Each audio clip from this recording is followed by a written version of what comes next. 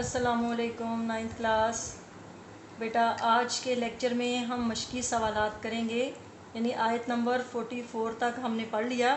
اب اسی چیپٹر کی مشق کریں گے۔ سب سے پہلے الکلمات والتراکیب یعنی الفاظ معنی دیکھیں، جو مشہور الفاظ معنی ہیں، ان میں سے بورڈ کے پیپر میں سے اکثر میں MCQs بن جاتے ہیں۔ لفظ دیکھیں، مزد گزر چکی، العدوۃ الدنیا وادی کے اس جانب، اس کنارے، یعنی مکے کے قریب ترین کا علاقہ تھا مدینے کا۔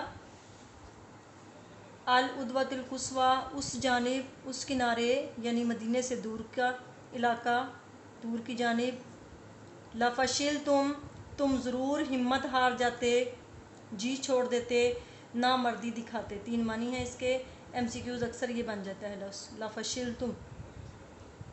یقللو کم کر کے دکھاتا ہے، تھوڑا کر کے، ٹھیک ہے۔ اب آ جائیں نیکسٹ سائڈ پہ۔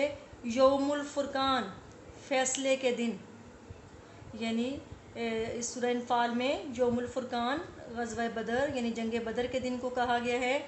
تو یہاں پہ شارٹ کویسچن بنے گا کہ یوم الفرقان سے کیا مراد ہے۔ تو اس کا آنسر جو ہے وہ میں بولتی ہوں، سنیں غور سے۔ فرقان کے پہلے لفظی معنی بتاؤں گی کہ فرقان کے لفظی معنی حق و باطل میں تمیز کرنے والا۔ یوم الفرقان سے مراد بدر کا دن ہے۔ اس روز شکوک و شبہات کے تمام بادل چھٹ گئے، اللہ تعالیٰ نے مسلمانوں کو فتح بخشی اور کفار کو عبرتناک شکست سے دوچار کیا۔ یہ اس شارٹ کویسچن کا آنسر ہو گیا۔ اب لاسٹ والا ورڈ ہے الرکب، قافلہ، اس کو سرکل میں کریں MCQs کے لیے۔ اس کے بعد آ جائیں التمارین کی طرف۔ اب آئے التمارین مشقی سوالات۔ السوال الاول، پہلا سوال، اس سبق میں مال غنیمت کی تقسیم کے بارے میں کیا حکم دیا گیا ہے؟ یعنی مال غنیمت کی تقسیم کے بارے میں ہم نے دیکھنا ہے کہ اللہ تعالیٰ کا ارشاد کیا ہے۔ تو بچوں اس کا آنسر یہاں سے ہم کریں گے۔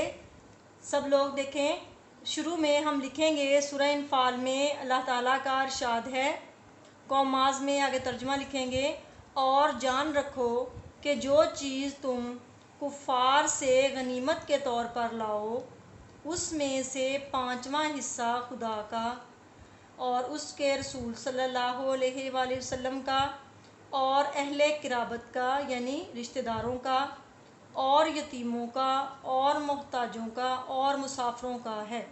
کوماز میں یہ لکھیں گے آپ لوگ، ٹھیک ہے۔ پہلے سوال کا جواب یہاں تک مکمل ہو گیا۔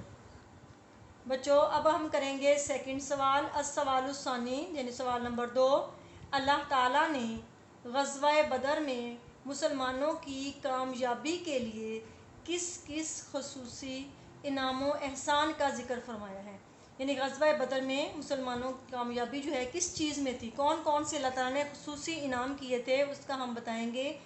پیج نمبر 15 سے ترجمہ دیکھیں۔ بچوں اس کا جواب سوال نمبر 2 کا دیکھیں۔ شروع میں ہم لکھیں گے کہ سورہ انفال میں ارشاد ہوتا ہے، اس کے بعد کوماز میں ترجمہ لکھیں گے۔ اس وقت خدا نے تمہیں خواب میں کافروں کو تھوڑی تعداد میں دکھایا، اور اگر بہت کر کے دکھاتا تو تم لوگ جی چھوڑ دیتے اور جو کام درپیش تھا اس میں جھگڑنے لگتے، لیکن خدا نے تمہیں اس سے بچا لیا۔ اب یہ درمیان میں تھوڑا سا چھوڑ دیں گے، پھر نیکسٹ دیکھیں۔ اور اس وقت جب تم ایک دوسرے کے مقابل ہوئے تو کافروں کو تمہاری نظروں میں تھوڑا کر کے دکھایا اور تم کو ان کی نگاہوں میں تھوڑا کر کے دکھاتا، تاکہ خدا کو جو کام کرنا منظور تھا اس کو کر ڈالے۔ یہاں تک جو ہے وہ دوسرے سوال کا جواب مکمل ہو گیا۔ اب آ جائیں سوال نمبر 3 کی طرف۔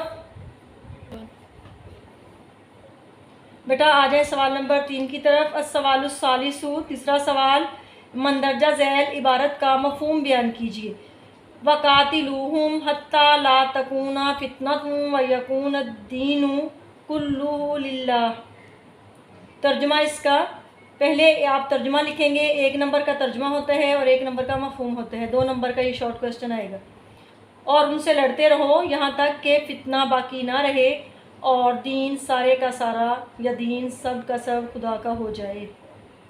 تو اس کا یہ ترجمہ ہو گیا۔ اب اس کا مفہوم دیکھیں کہ آیت کے ان الفاظ میں اللہ تعالیٰ نے فتنہ و فساد کے خاتمے کے لیے جہاد کی اہمیت بیان کی ہے۔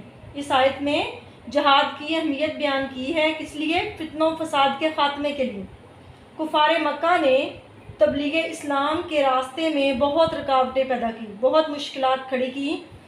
اس مقصد کے لیے مسلمانوں سے کئی جنگیں بھی لڑیں۔ اللہ تعالیٰ نے مسلمانوں کو جنگ کرنے کا حکم دیا، لیکن وہ جنگ جو تھی اپنی کسی ذاتی غرض، ذاتی فائدے کے لیے نہیں، بلکہ فتنہ و فساد کو ختم کر کے امن و سکون قائم کرنے کے لیے جنگ کا حکم دیا۔ اس لیے فرمایا کہ کفار سے اس وقت تک لڑو جب تک کہ ان کا فتنہ باقی نہ رہے، فتنہ ختم ہو جائے اور اللہ کا دین اسلام غالب آ جائے اور کفر کا خاتمہ ہو جائے۔ بچوں، اس کو بہت اچھے طریقے سے آپ نے یاد کرنا ہے اور اپنے رجسٹر پر لکھ لیں۔ اوکے بیٹا، اللہ حافظ۔